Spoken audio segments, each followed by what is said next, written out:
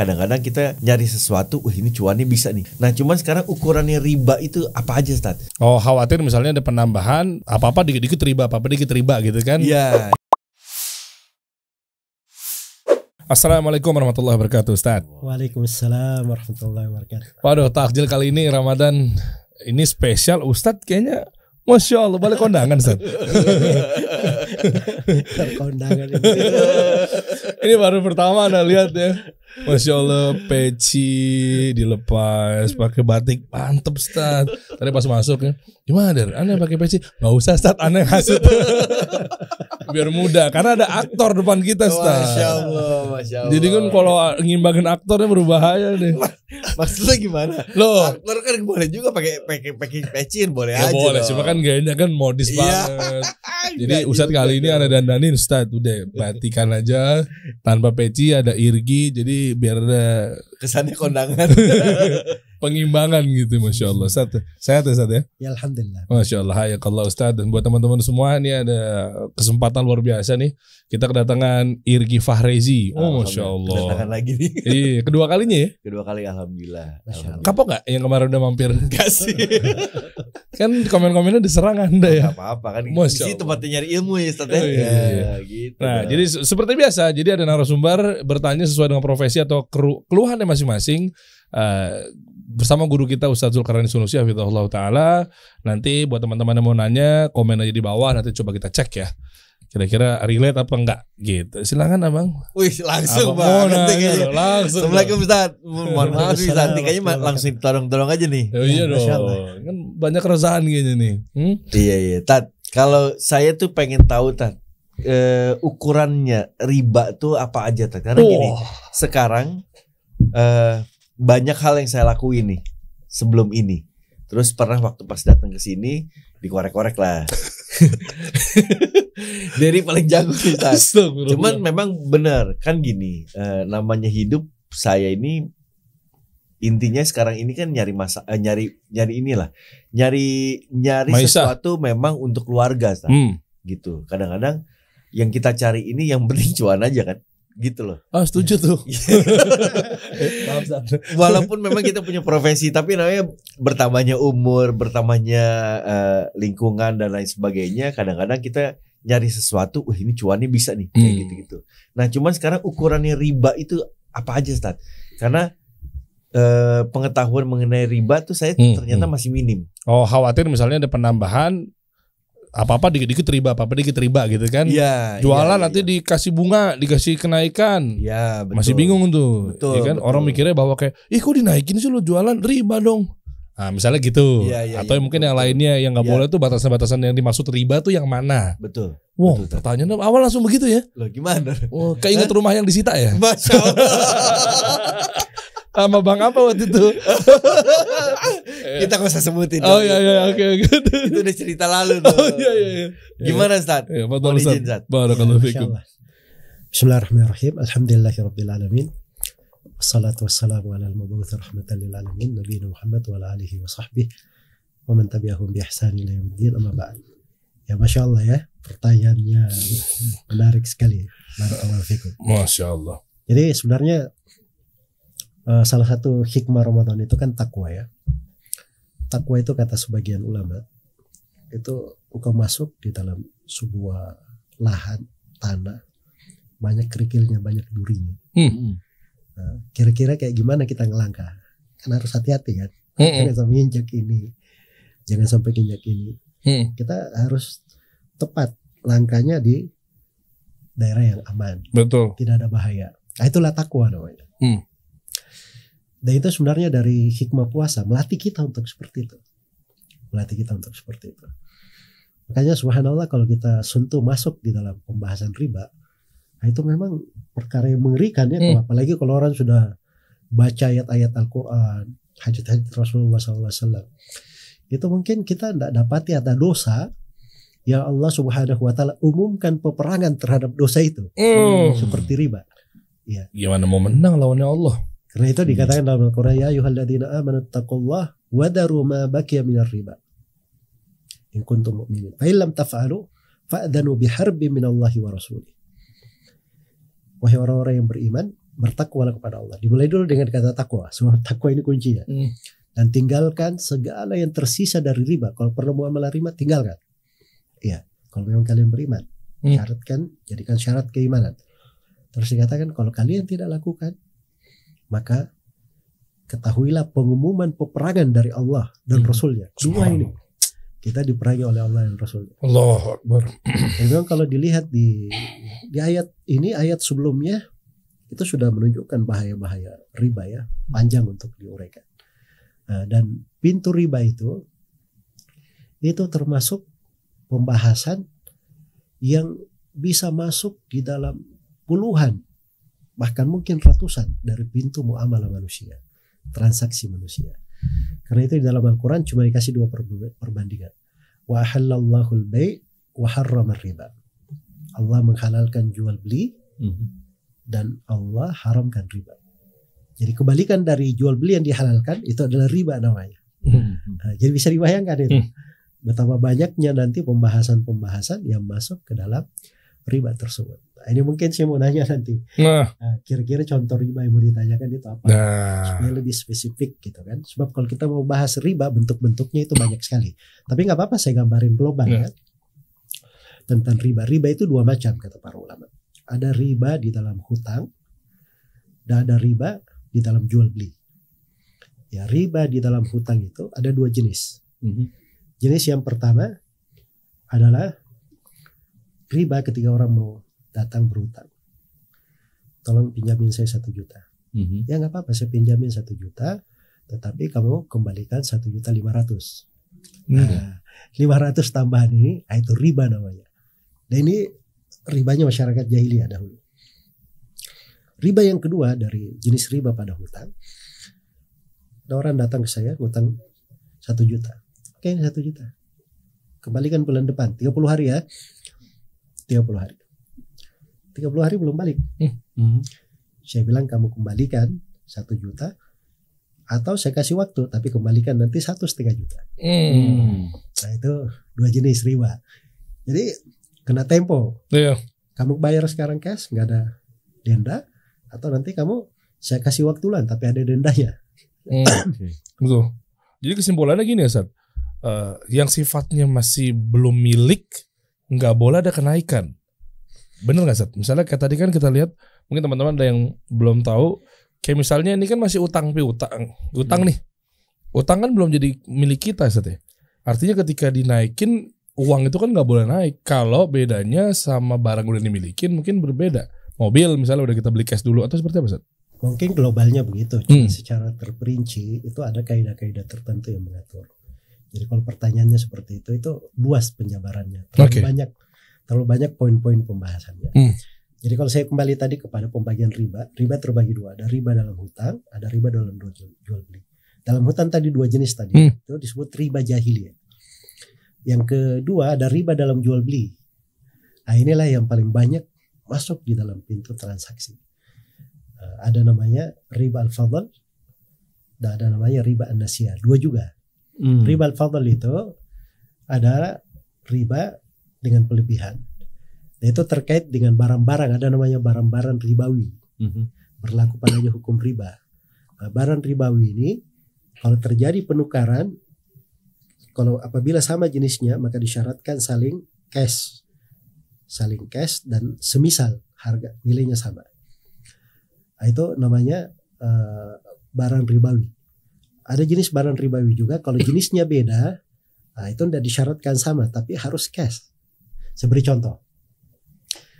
Emas 24 karat ditukar dengan emas 20 karat. Mahalan mana? 20 karat atau 24? 24. Iya. Oke. Sekarang 1 gram emas 24 karat saya tukar dengan 2 gram emas 20 karat. Boleh atau tidak? Nah, ini riba karena jenisnya sama-sama emas. Jadi kalau mau terjadi penukaran, kita harus tukar 1 gram 1 gram. Dan harus cash, itu syaratnya. Karena jenisnya sama. Nah, terus mungkin ada yang bertanya, kalau gitu solusinya gimana? Solusinya mudah. Emas 24 karat jual dulu pakai duit. Dapat rupiah, baru pakai rupiah ini kita beli emas Oh, caranya gitu. Iya, Nah, iya, itu iya. karena bentuknya beda. Ini yang kedua ya. Ini emas, ini rupiah. Sama di hukum riba sebenarnya dari makna ribanya, tapi beda jenisnya. Ini uang rupiah, ini emas. Nah, kalau ini boleh nilainya gak sama, tapi syaratnya harus cash. Harus ke. Nah, karena itu yang money changer ini jangan ini aja. Kamu ada duit berapa dolar situ? Oh cuma 1.000. Oh saya perlu 10.000. Ya sudah Bapak bayar aja dulu saya 10.000. Besok saya kasih 9.000 lagi. Nah, itu nggak boleh sebab itu nggak cash. Oke. Karena sewaktu-waktu bisa berubah, Sat. Iya karena dia harus kontan gitu kan. Besok tiba-tiba dolar melonjak, Nah, ini sudah rugi kan. Iya. Kalau misalnya besok Betul. tiba-tiba dolar turun, si pembelinya juga rugi. Iya. Ya kan. Makanya harus saling cash. Jadi syariat itu subhanallah hikmahnya itu Masya Allah. luar biasa ketika memberikan sesuatu aturan-aturan itu pasti di dalamnya ada kemaslahatan untuk orang yang melakukannya dan untuk manusia. Manusia itu bukan muslim saja, non muslim juga dapat manfaat di situ dari aturan-aturan syariat. Betul. Cuman banyak dari kita karena dia tidak pelajari, akhirnya kurang di dalam memahami. Ya mungkin itu yang disebut dengan riba fadl. Jadi ini tidak boleh saling dilebihkan.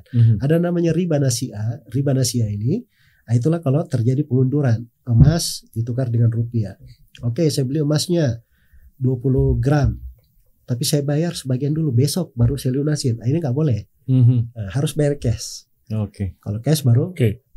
benar. Kalau tidak maka itu namanya riba nasi'ah. Oh, oke. Cash yang dimaksud ini cashnya uang cash itu atau ditransfer tapi saat itu juga boleh nggak, Sat? Boleh juga kalau dia transfer. Oke, saya transfer sudah. Oke, sudah masuk bawa emasnya. Itu cash juga. Oh, itu Itu cash hukum juga. cash juga sebenarnya. Fair jadinya kalau itu. Iya. Iya. Nah, Tat, kalau yang terjadi yang pernah terjadi di lingkungan saya nih, Tat. Satu project ada satu project yang memang mau dikerjakan, tapi memang untuk mengerjakan project itu kan perlu modal. Nah, modalnya ini memang sebenarnya kurang lah gitu. Akhirnya yang dilakukan adalah mencari modal tersebut tuh kepada orang lain. Taruhlah saya akhirnya datangnya ke Dery. Terus Dery ada dananya ternyata. Nah, Dery berkenan untuk memberikan dananya itu ke saya untuk diolah lah, boleh dibilang seperti itu, untuk mengerjakan lewat proyek ini. Okay. Karena kan mungkin saya akan memberikan bukti-bukti bahwa saya punya hak untuk mengerjakan proyek ini, atau misalnya PO-nya lah ya. PO-nya lah gitu kan. Nah, tapi karena Dery memberikan senilai uang, senilai tertentu. Nah, pada saat waktu saya bilang sama Dery, ini uang akan saya kembalikan dengan nilai yang melebihi yang dia berikan. Itu dikatakan riba atau bukan? Oh, iya tuh bener tuh. Nah, itu jenis akadnya. Jadi situ makanya beda tipis tadi. Kan saya bacakan ayat. Wa halallahu al-bai' wa harrama riba. Allah halalkan jual beli dan haramkan riba. Jadi ini kadang beda tipis ini antara yang dihalalkan jual beli dan antara riba yang diharamkan. Kadang beda tipis. Kalau situ tadi akadnya apa tadi? Nah, itu yang penting kan. Jadi kalau misalnya Mas Sergi pinjam dari Dery. Ya kalau ngasih itu berarti mudharabah, Sat, misalnya. Ya sekarang kita pinjam dulu akad pertama pinjam. Oke. Oke. 1 miliar nih. Ya. Ini proyek kurang Banyak 100 juta nih Dar. Kurang pinjam duit ente 100 juta. Nanti anak kembaliin 120. Ente lihat nih. Dari proyek ini kan kelihatan margin saya berapa. Ya, anggaplah saya misalnya bisa dapat 150. Ya. Nah, yang 20 itu diminta atau misalnya saya berikan kepada Dery gitu. Ya. Saya nggak tahu apakah memang itu tergantung memang akadnya seperti apa. Kalau misal Dery meminta itu sebagai imbalan, apakah itu riba? Nah, jadi ini saya akan terangkan. Oke. Wah, pertanyaannya Jadi sekarang kita ngeri. konsep pertama ya, pinjam Der Ya. 100 juta. Nanti saya balikin 120 juta. Kelihatan, Der sudah periksa. Oh benar ini. Untungnya ada 50 juta. Pasti Betul. dapat cuan juga nih. Iya. Nah, ini yang tidak boleh. Itu tadi riba yang pertama. Riba dalam hutang tadi. Nah, Karena ini akadnya hutang.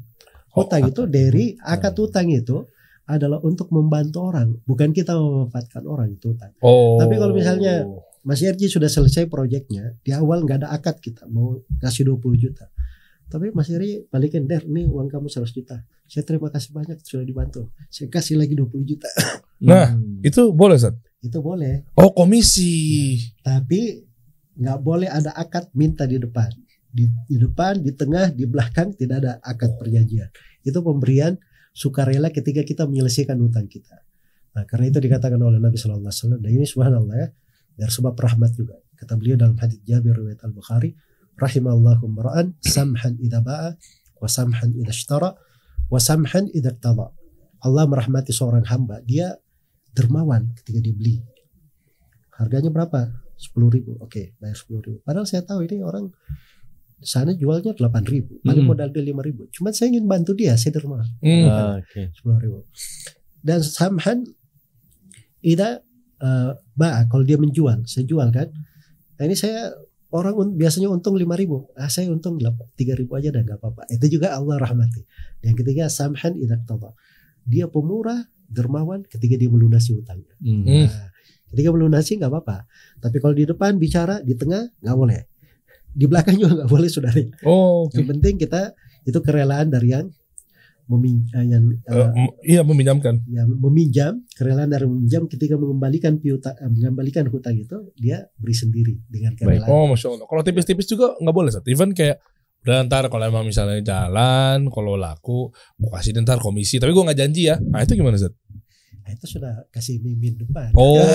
Tetap hitung ya. Nggak, tapi memang saya menariknya ini adalah Ustadz tadi bicara mengenai akadnya bagaimana. Ya betul, ini baru akad pertama nih saya terangin. Terangin akad yang kedua. Tabung nih, pasti yang kedua ya. Dulu. Seru nih. Ya saya itu selalu kalau di fikih muamalah ekonomi, saya itu selalu berusaha memberikan solusi. Kalau ada yang dilarang, terus yang bolehnya apa? Nah, ini Ustadz Zul banget ini. Masya Allah. Kan sebenarnya Nabi kasih solusi seperti itu.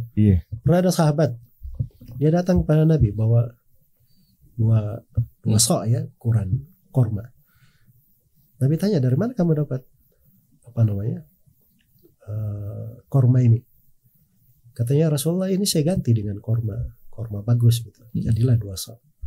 Nah, kata Nabi itu nggak boleh. Korma 1 sok, ketika ditukar bagus dengan jelek harus sama-sama 1 sok. Ini kan sudah 2, sudah riba kan? Jadi kata Nabi SAW, kalau kamu ingin dapat korma yang bagus itu, jual dulu korma jelek ini. Nah, dapat duit, baru kamu pakai duit itu dinar atau dirham, baru kamu pakai untuk beli korma 1 sok ini. Jadi Nabi menjelaskan ini terlarang, tapi beliau kasih solusi. Solusinya itu begini.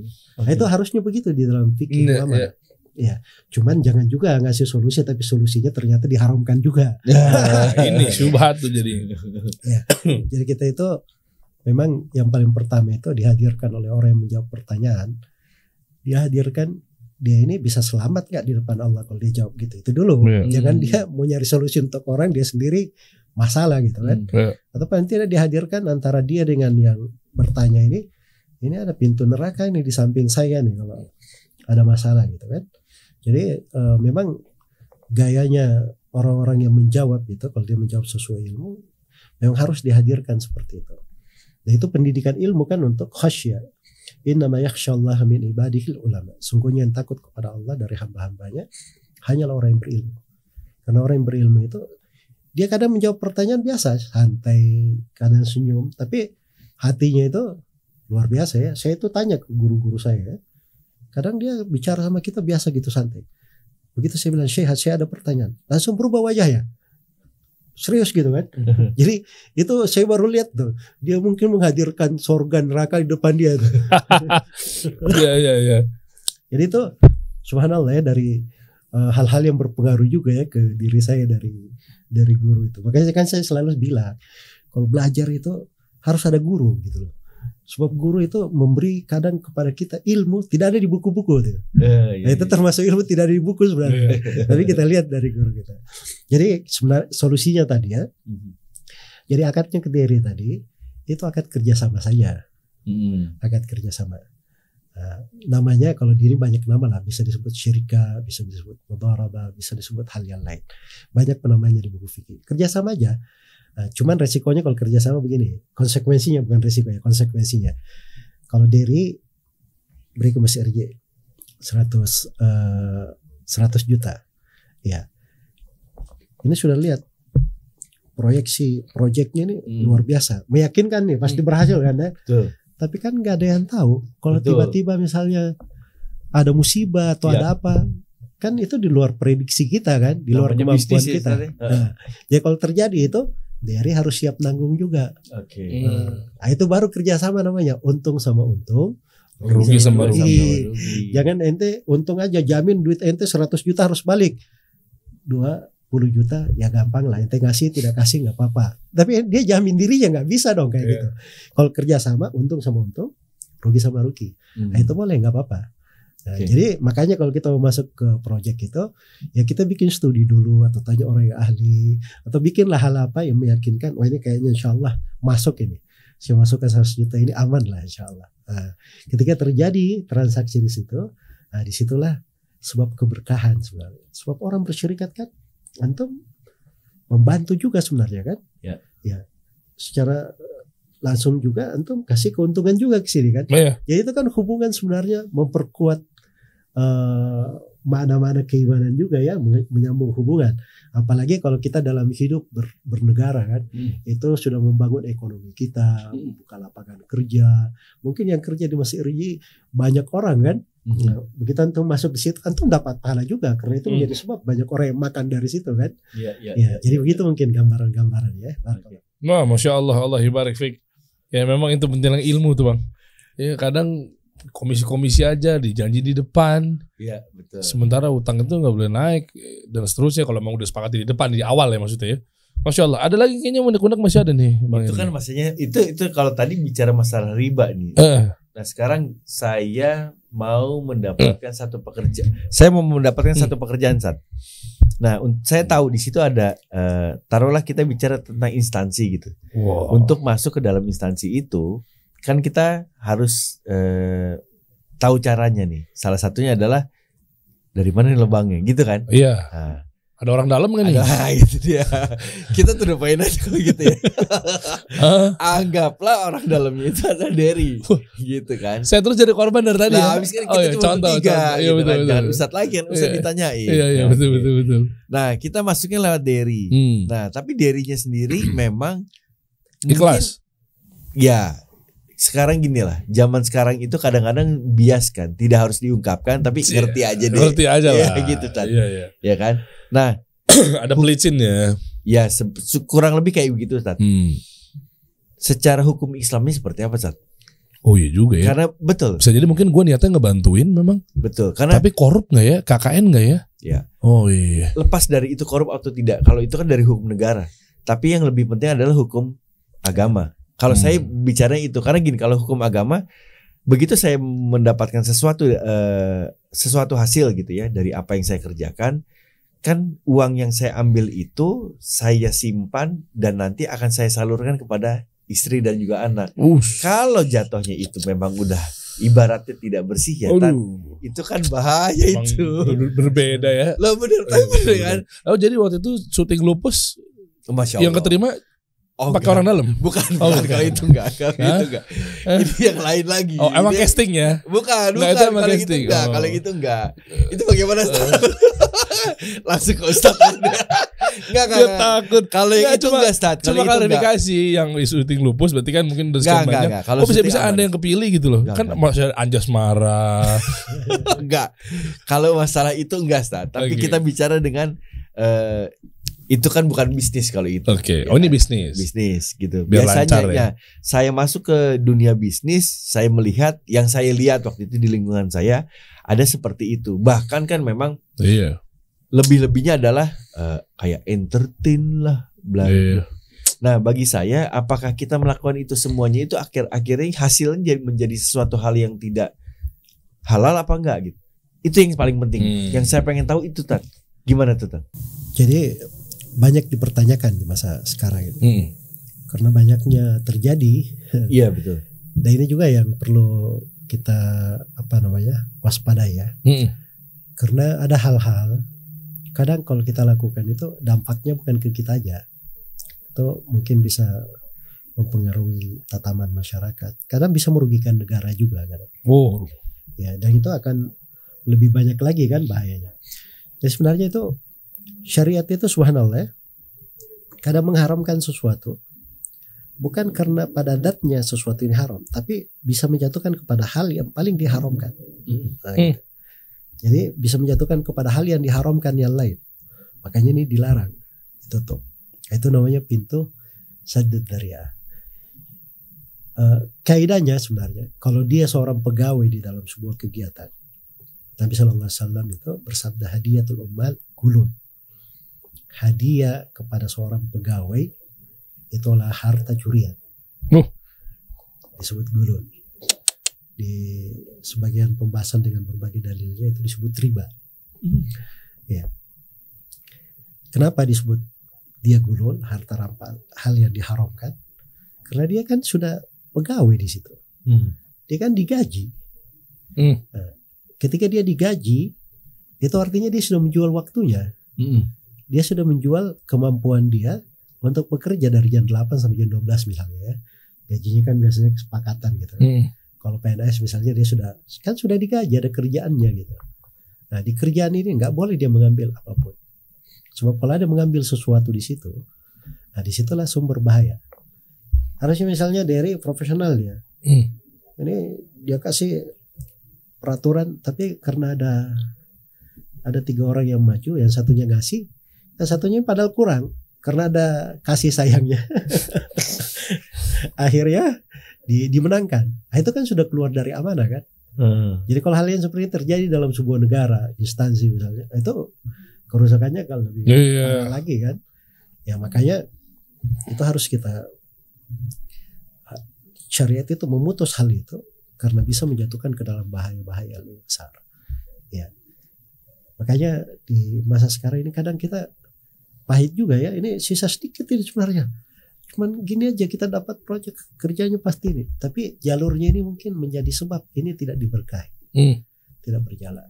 Nah seperti yang disebut oleh Mas Indri tadi. Ketika dapat nafkah dengan cara yang tidak halal yang tadi kita masukkan ke istri kita, itu kan harusnya kita takut. Betul.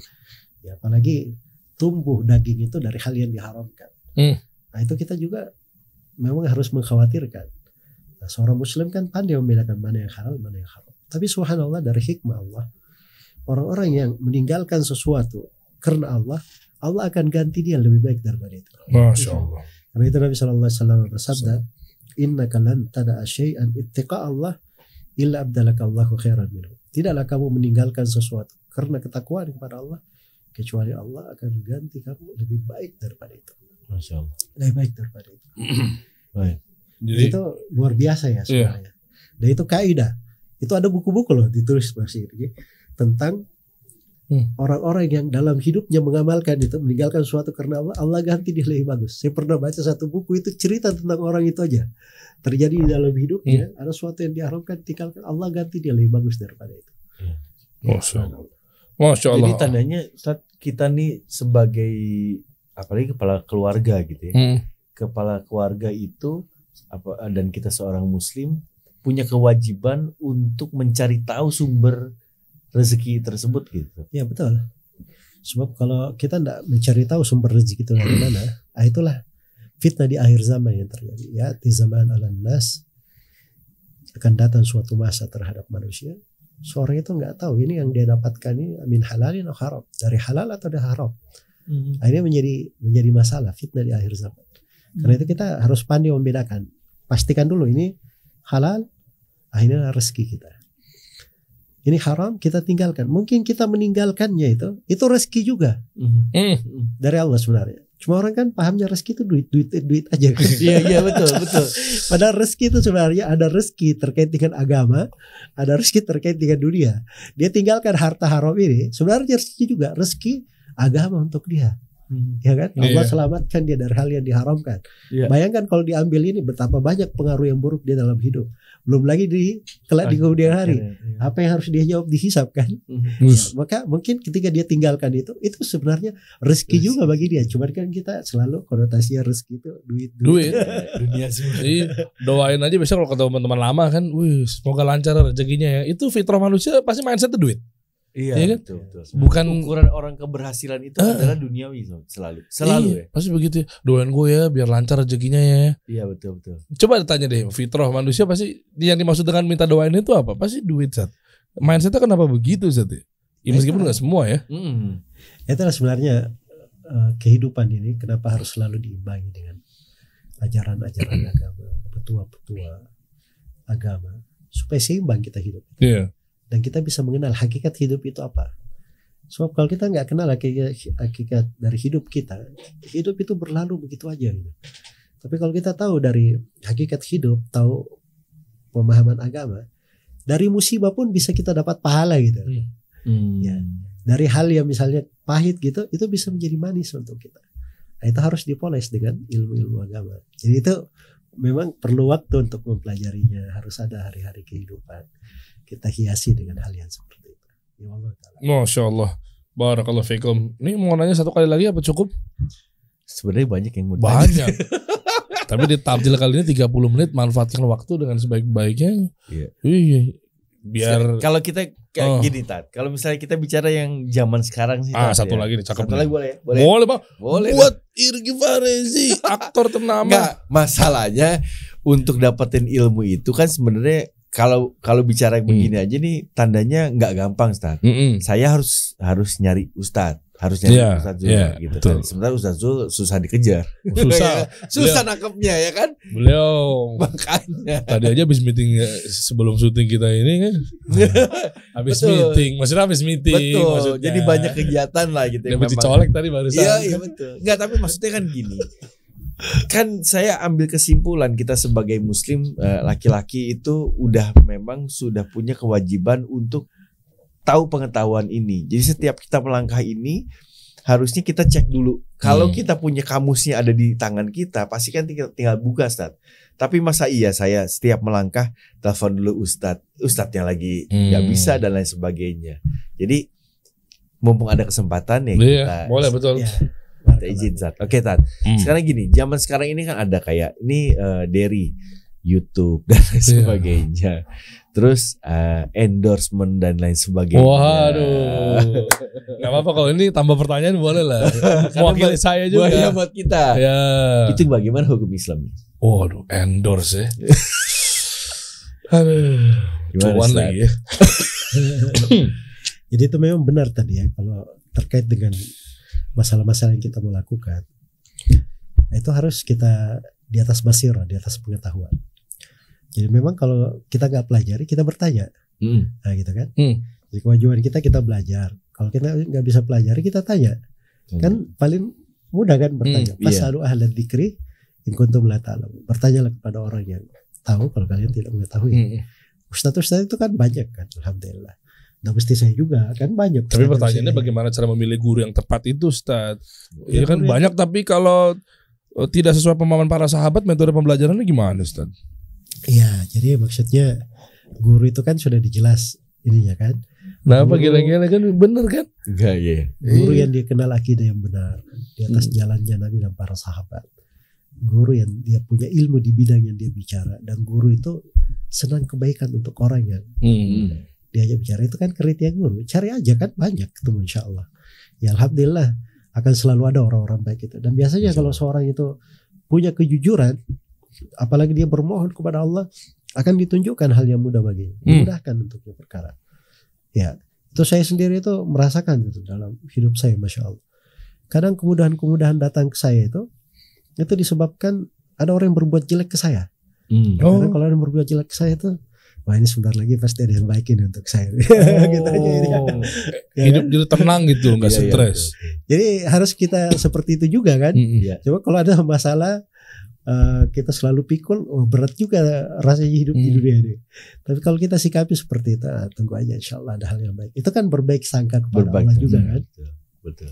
Itu harta yang sebenarnya sangat mahal tuh, berbaik sangka kepada Allah. Karena kita walaupun ada ujian, ada cobaan, kita selalu berbaik sangka kepada Allah. Ya, dan insya Allah akan diberikan hal yang terbaik, hal yang termudah dari situ. Itu harta yang mahal. Tapi kalau harta yang tadi dari endorse itu bagaimana? Gimana Tad? Apa kita memang hanya menilainya dari sisi manfaatnya aja atau gimana? Itu sebenarnya perlu pembahasan khusus kalau mau dirincinya, rincian-rincian kerjanya. Cuman kan secara umum kaidahnya ada yang halal namanya jual beli, ada yang haram namanya riba. Dan yang haram itu ada banyak bentuk, ada kezaliman, ada hal yang diharamkan di dalamnya, merampas hak manusia dan sebagainya kan. Jual beli itu juga macam-macam bentuknya yang dihalalkan itu.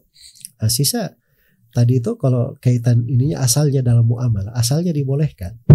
Itu asalnya dibolehkan sepanjang dia tidak masuk ke ranah yang dilarang oleh syariat. Misalnya mengendorse hal yang diharamkan. Ya, kegiatannya tandanya ya. Atau kegiatan yang diharamkan. Ya, atau misalnya di dalam acaranya ada hal yang dimurkai oleh Allah misalnya dari bentuk menampakkan aurat dan sebagainya. Ya.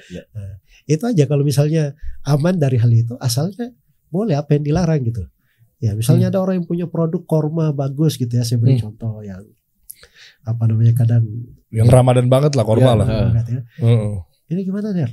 Tolong ente bener korma aja. Kan boleh aja, nggak ada masalah. Betul. Dari punya apa namanya dikenal banyak orang di situ, tampil dikasih solusi. Mungkin kemarin yang beli cuma 100 kardus, tampil kasih solusi jadi 1000 kardus. Masya Allah. Betul. Komisi berarti Anda dapat. Tapi berarti itu bisa jadi salah. Kenapa? Anak endorse antum korma nih bagus di bulan Ramadan. Tolong di ini ya apa namanya di review siang hari. Nah tapi belum buka, belum maghrib, gimana itu salah dong. Yang syutingnya malam, kasih tanda bawahnya proses pengambilan syuting. Betul. Harus jelas itunya. Iya juga ya. Iya kan. Tapi hukumnya gimana saat kalau tayangnya diposting? Kan Instagram kan dilihatnya kan kapan Anytime. jam. Iya. Jadi ketika pas orang lagi ngelihat tiba-tiba kita lagi makan sedap, minum sedap gitu kan. Nah. Ya kan yang diterangkan sepanjang hal-hal yang bermanfaat pada dasarnya dibolehkan, tidak dilarang kan. Dia nggak kegoda urusan dia saatnya kalau kegoda ya. Itu kan kita sudah beri pengumuman di bawah. Itu kan partisipasi dari kita, antisipasi juga supaya orang jangan jatuh pada hal yang dilarang. Oke. Sepanjang kita sudah bertakwa kepada Allah sesuai dengan kemampuan kita, ya insya Allah sudah bagus gitu. Fattaqullaha mastata'tum, bertakwalah kepada Allah sesuai dengan kemampuan kalian. Masya Allah, iya urusan dia kalau memang dia batal gara-gara ngeliat postingan ente kan habis minum haus itu kan. Wow. Kan niatnya yang buat tuh apa gitu ya Tat ya. Iya kan kita niatnya jangan niat untuk membatalin orang. Apa tuh kalau boleh tuh dalilnya tuh? Enggak ada dalilnya.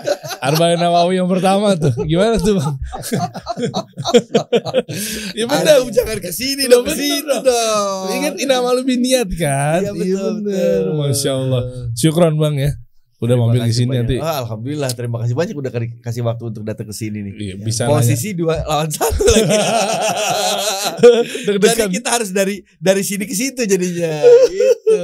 Ya, Masya Allah, syukran Ustadz udah mau jawab ya Bang Irgi ini, Masya Allah, barakallahu fikum.